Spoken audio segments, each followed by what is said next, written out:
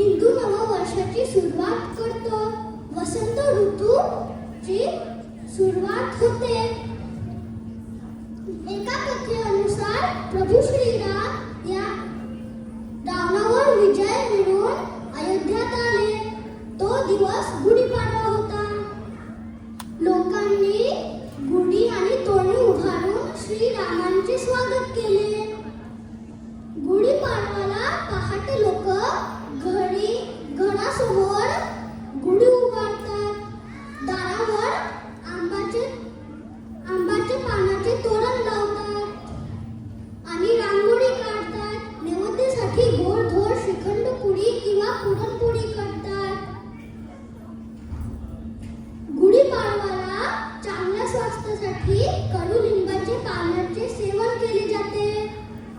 छत्रपती शिवाजी महाराज यांनी त्यांचे विजय साजरा करण्यासाठी गुढी उभारली होती.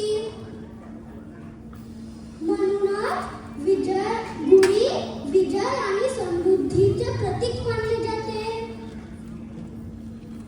गुढीपाडवा 3.5 मुहूर्तांपैकी एक महत्त्वाचा दिवस आहे.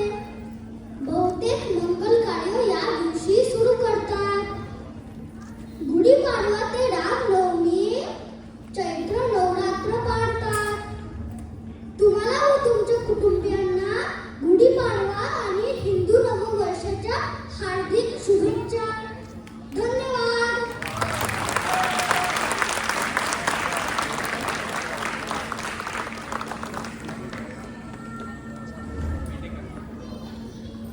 या लय भारी माहिती सांगितली की राव बाबूराव. मंडळी टाळ्या वाजव टाळ्या. आणि एवढी भारी माहिती सांगितली. मला काय वाटते बाबूराव की अशा पोरांमुळे